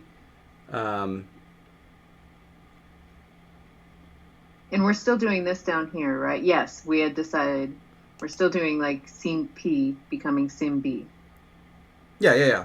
That's fine. Okay, That's fine. Okay. However, I'm going to explode this list just a little bit because there is one more form that we must consider. And I'm going to go back to the oldest form just for these three, just so that we can take a look and make sure. Should these three be different? All of them different, or should they be as they are right now? We're looking, I guess, at the middle form. Mm-hmm. I think the top two should be the same. And the bottom one should be the Sin Z.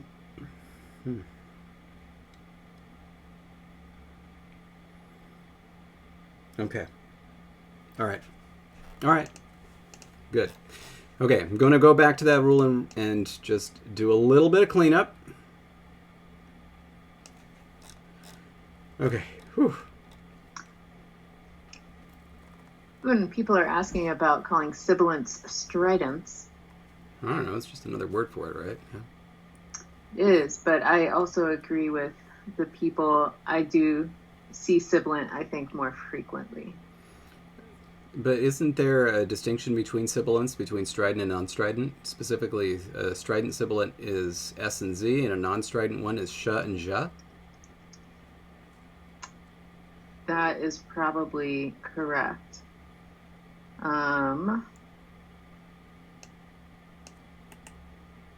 Although, okay, in this dictionary, strident is just another term for sibilant, so that doesn't help. Huh, okay.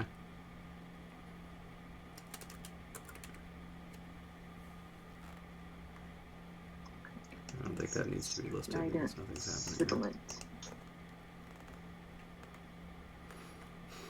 Okay.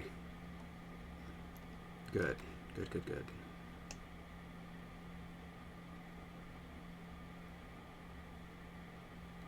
I actually, you know, I need to write something else. Where is it?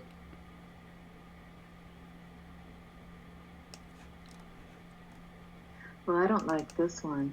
Hmm. This one says that pretty much all fricatives would be stridents. Okay. But that seems weird. And then they said sibilant is the smaller class. Okay. Maybe I'm willing to accept that as long as I don't have to use it or abide by it. Oh, and then this one specifically is like, no, F and V are non-strident. Yeah.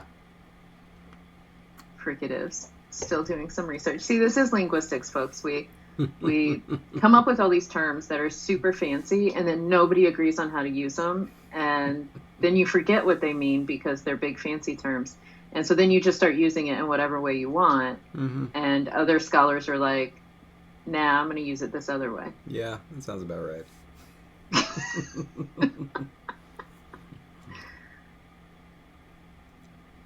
Okay.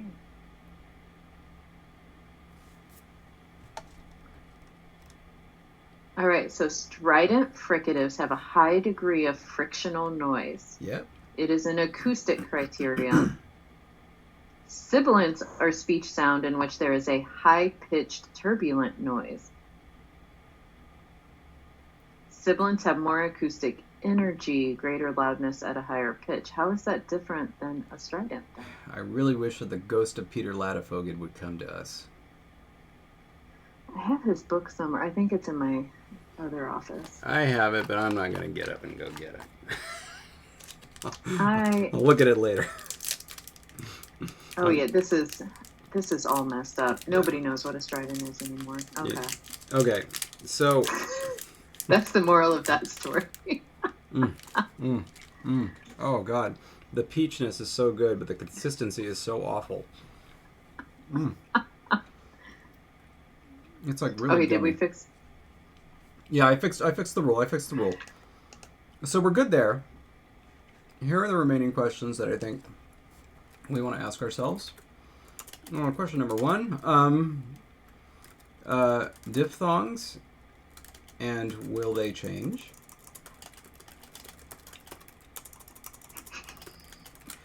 I'm going to get rid of this. Jason just wrote a nice little set for you in brackets, plus peach minus consistency. Let me tell you, you want plus peach plus consistency. The best thing I've ever had. These peach drinks in Japan called Nectar.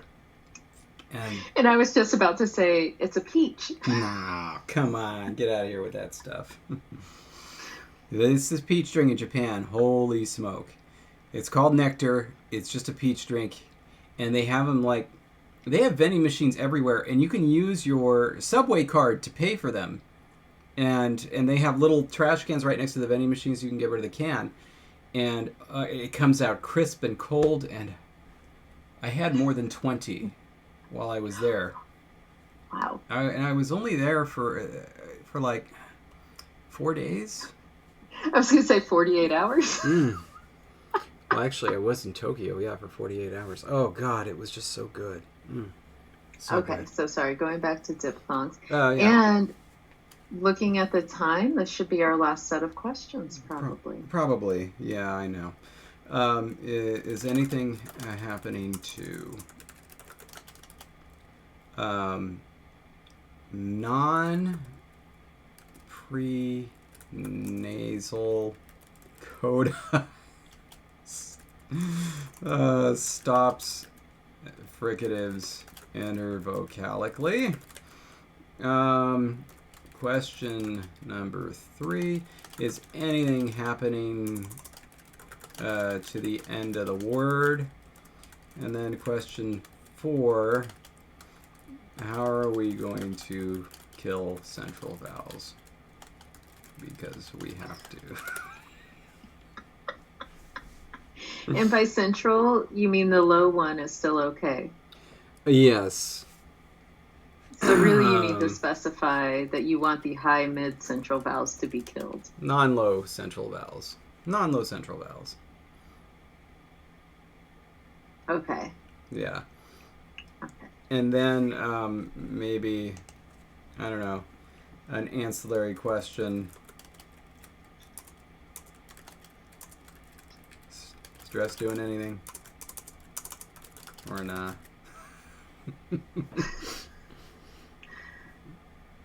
Okay. I'm going to say stress is going to get crazy enough as it is.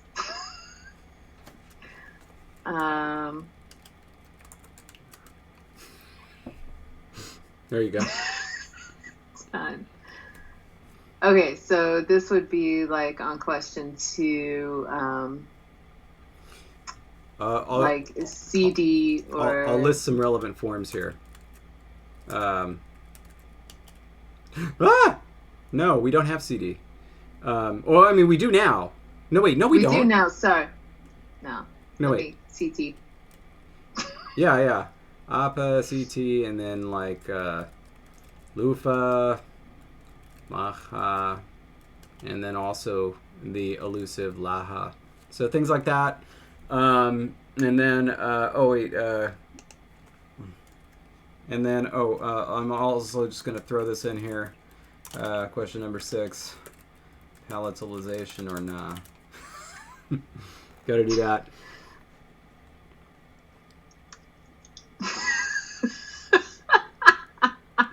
Oh, all right. It's getting spicy up in here. Let me. Love me some palatalization. Okay, we will definitely come back to that then. Keep that nice and bolded. Okay. To just get us started with question number 1. This is maybe we can set this up to be a poll. Let's just write out all of our potential diphthongs. So we have, starting with A, U, I, A Schwa, and then we have starting with Schwa, Schwa U, Schwa E, and Schwa A, and then starting with E, E A, E U, and starting with U, U A, U U E. Let me put this on one page here. So this is Proto. Sorry. Yeah, I see it. No, we're gonna put up some columns here. All right. So this is my proposal. I'll come back to that one. Oh, interesting, because I already knew what I wanted that one to do. And then, yeah, absolutely. Yeah. Of our on-glides.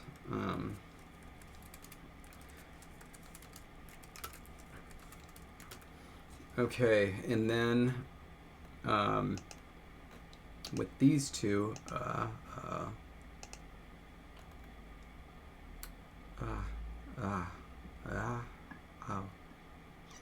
no. Just gonna pop a quick question mark right there and leave that like that. Let's go to column B. We could make it. We can do it all. You can just go nuts with it.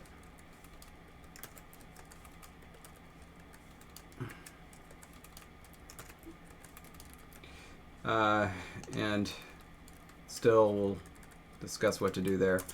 Column C.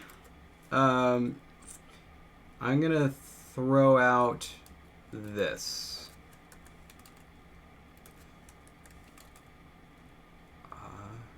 Is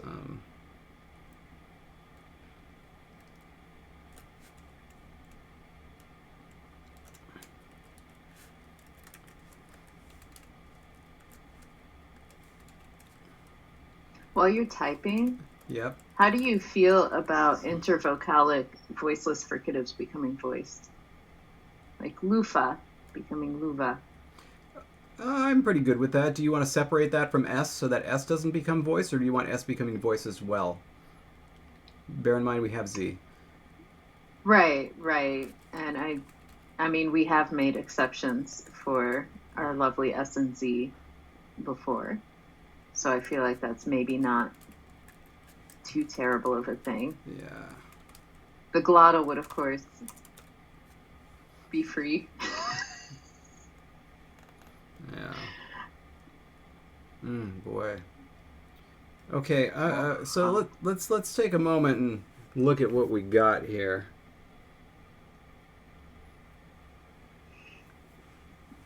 Oh, some responses here. Beatrice had my same, wondering if the A plus schwa would just eventually become like the schwa or something like that, and then schwa plus A becoming the A or some variation thereof. I would have thought the opposite. I would have thought that the first would have actually held true, so A plus schwa becoming A. Yeah. Mainly because if a stress is at the beginning, I feel like the beginning would be potentially Done. Yeah, I think actually that's more likely. I'm gonna throw that on there. So I guess if I were to characterize these, so proto is just basic. A is conservative, and then B is aggressive, and C is, don't vote for this one. I don't know. And I had already seen at least one or two responses with the excitement over the vowel length, phonemic vowel length. Let's see, I think I saw Jason. Yeah, Jason also said everybody loves C. Oh, yeah, so does Mateus, Roy. It's terrible. Hagfish, I'm sorry, I don't know how to say. Oh wait, no, okay, we're getting some B votes. Okay. Well, do you want to throw up any other candidates? How about that? Like, do you want to try some mix of these?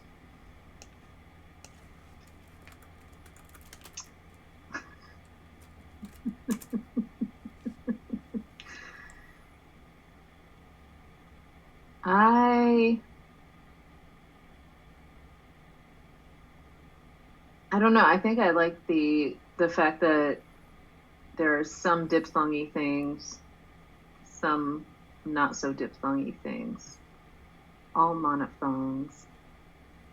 I think we have a good mix. I think I'm happy with the mix. Okay.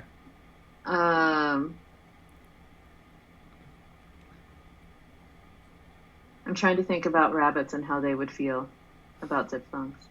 I appreciate that you're doing that. Thank you. And I feel like if they go about whacking people for trying to hurt nature, they're kind of aggressive bunnies. Yeah. I'm kind of feeling B, I think. Okay. So it's probably, you're right, it's probably a good thing to make a poll, but now the question is, do we want to actually include column C or not? I'll tell you what's weird about it. There's only 2 long vowels, and they're not high. It's a little weird. And then, like, I just did that. I can take that off the table. These guys. I didn't need to do that. That almost could be separate votes. I don't know. Or it almost makes sense if that was over there. Yeah, I feel like That would be in the B column, right? Yeah, you're Be a right. little bit more aggressive. Yeah. Yeah, I think so. I mean, I'm okay with that. Hold on a sec. Jason feels like this one is a rabbity phoneme. Well, I mean, yeah, and if we did this, of course, it's eventually just going to merge with Bardai anyway. I think what we should do is create D and E. So this one, and then one that has these vowels, and then this one, and then one that doesn't have those vowels. My only concern is that somebody will vote for it. Let me put things in that you're okay with people voting for. Oh, man.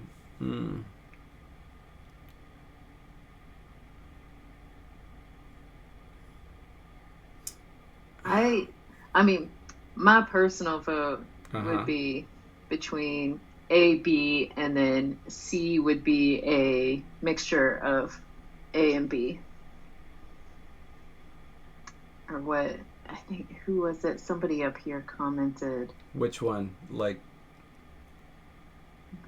adding, or sorry, I guess not A and B together, but making B a little bit more aggressive by adding, making column C B with more aggressive to keep these vowels. Okay. I'll do that. I'll write it out so that I actually remember. And then we'll triple the G to let us know that it's super aggressive. Super aggressive.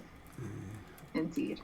O, A, Schwa. Yeah. Mm-hmm. Yeah. E, Wa. Wa. And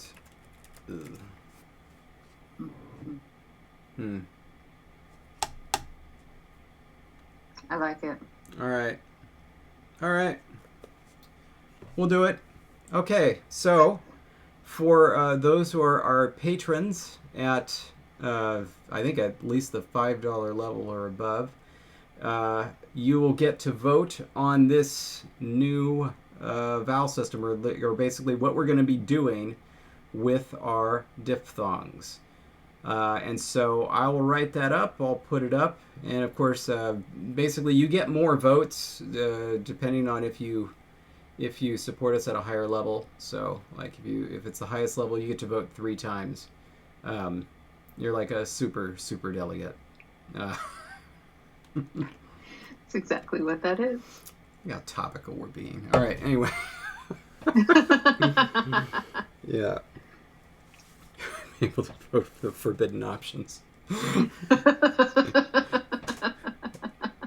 AU becomes a bilabial click.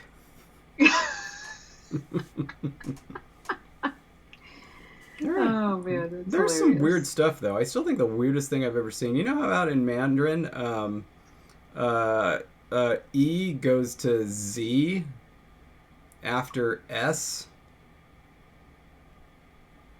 What? Yeah, so like it's the older form would be C, and the modern form is S. Now that's interesting. Yeah. I had to sit with that one for a little while when I learned about it. It made me rethink my life. Yep. Everything. Also, Applesauce Project. If you go to our Patreon page, even if you're not a patron on there, there's an open post that provides the generic document that you're asking about. Yeah, I also linked to it on our original post. So episode 101, the link is there as well. I added it to the description. Okay, so all right. Anyway, but yeah, I guess that's it. So I mean, this is your last chance. Any questions that anybody wants to ask before Jesse and I go on separate planes? And I think you're heading to Vanuatu, and then I was heading to Ecuador, right? Sure, sure. Yeah. I mean, why not? We try to keep ourselves in stasis in between episodes so that we're not influenced by, anything outside of what goes on here. But yeah. Indeed. Anyway. I think. Oh, wait a minute. 2-vowel system. Oh, wow. Gosh, that's such a significant delay. I really think I'm really wondering if I should reduce the latency. Wait, is it reduce or increase? No, it's reduce. Right? Because latency means late. Reduced. But at this point, I think anything could be anything, so I'm just not even sure. Still thinking about what should happen on question 2, but of course we'll get there next episode. Yeah. Regarding more aggressive, the only other thing I thought of doing, which I ended up not doing, because schwa is such a basic vowel in the proto-language, but something I have done before would be like schwa plus u becomes o, and a plus u becomes long o. I didn't do that here because that only makes sense when schwa is kind of a reduced vowel. It doesn't make a lot of sense when schwa has full vowel status, so I didn't want to do that. Syntax and grammar when we get there. Anyway. Episode 308. Yeah. Just kidding. I mean, this is actually, it looks like a lot of small things, but this is actually some really nice progress that we've made today. Yeah, we're moving quickly, comparatively speaking. I mean, it's a language. This thing should take like a year, but we'll try to speed it up a little bit. C2 learning materials when. Good lord. Speaking of which, my High Valyrian Duolingo, I just got some guy to run a script on it, and just so I could see which ones were missing audio. And Duolingo has a column that lets you know whether your sentence is hard or not. And then it keeps the hard ones back and releases them if you progress to a certain level. And many thousands of my sentences, not a one of them is hard. And I was like, wow, thanks for that. Wow. By the way, I did want to address this. So for patrons, we were going to give you an in-progress PDF document once a month. And so technically, yeah, you were due one on the 1st, but I just didn't think it would be worth it because there was barely anything on it. So I thought it would make more sense to do it on April 1st. I mean, I don't know, if you want, we can put this on there and just PDF it and send it to you. Absolutely. Maybe just send us a message on Patreon, and if you're interested, I'll send it to you. But I was thinking of like our first official release is April 1st, because then it'll have some stuff in there. Otherwise, it'd just be mostly template, since we started this so late in the month. Mm-hmm. Yeah. What do you think I meant? No, it makes sense. I was just okay. The way you said we started so late, like we were supposed to start earlier, and I don't know, it just made it sound like we missed a deadline. So I wasn't aware. Regressive. Now I'm thinking of, that song by Faith No More? It's aggressive. Okay. I've never heard a song like that where for the chorus he was like, all right, let's just drop the band out and bring in cheerleaders and they're going to do the chorus. And that's what the chorus of that song is. Be aggressive, aggressive, and so on. Anyway, all right, so I guess that is it. Thank you so much. We will be here next week at the usual time, which is Thursday at 2. New poll for our patrons, and you'll see how it turns out. So help me if there are long vowels in this language. If there are non-high long vowels, I'm going to riot. Anyway, but we'll clean it up. We'll fix it somehow. We'll get rid of them somehow. All right. Vote for whatever you want. I'm not trying to influence you. Just vote my way. Just saying. I'm terrible. All right. Sorry. But anyway, yeah, I'll have these written up and I'll add them later tonight. So thank you so much. And I will stop the stream now. See you soon. Bye.